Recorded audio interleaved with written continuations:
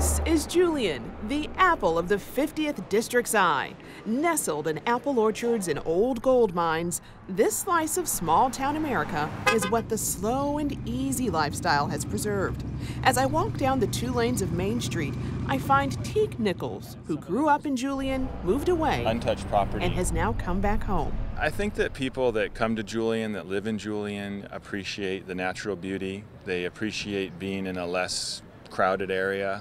A lot of people will have come from San Diego or other cities, and they're looking for something a little bit quieter. And according to Nichols, looking for a congressional representative who will keep things that way. You know, someone who won't upset the apple cart. That's how Carla Hindy feels too. I sat to get her perspective over lunch on the porch. I've always voted for Duncan Hunter, always. For her, that vote has always been about protecting the generational wealth that was given to her family a century ago. We own 10 acres of a homestead that was homesteaded in 1918 on Boulder Creek Road. It's a 80-acre homestead, and we pay taxes on 10 acres. It's divided between the grandkids. And a criminal investigation into Hunter's campaign spending won't change her vote, even though there are 2 other Republicans, Seamus Syed and Bill Wells, running for election also. You know, we don't know his full story. And the same is true for Gail Edwards. She's in town from Ramona, first time staying overnight, with her husband enjoying the Victorian charm of the former Robinson Hotel, opened by freed slaves back in 1897. You know what? I've always voted for him. I've voted for him every chance, and his father.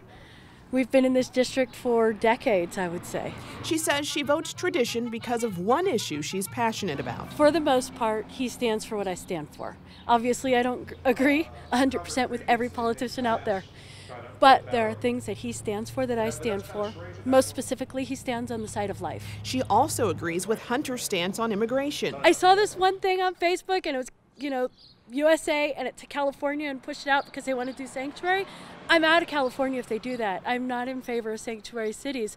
I believe the term illegal alien represents the word illegal. No human being will ever be legal. Head out of the backcountry and into the city, and there are dozens of people rallying in support of DACA and a Democrat who's seeking election. Hey, so we're here today to defend Amar Campa-Najjar. We're here to defend the dream. My name is Amar Campa. I'm running for Congress. 2 other Democratic challengers, Josh Butner and Patrick Malloy, along with an independent, Richard Carl, are also running for the seat.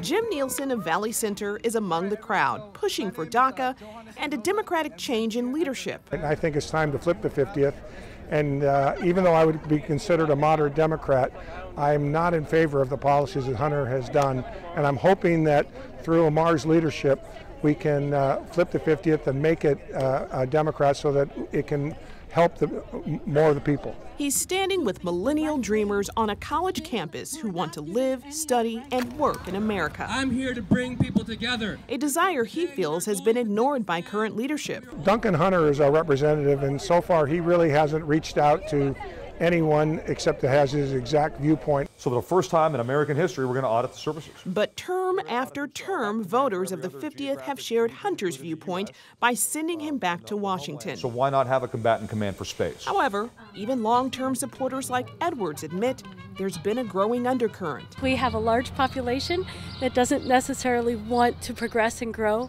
They want to stay small. They want to stay comfortable in their old school, old country feel. So there is that mix of people who want to progress and people who don't want to progress. For voters in the 50th, the fight is between preserving one version of history and progressing into the future. Jade Hindmon, KPBS News.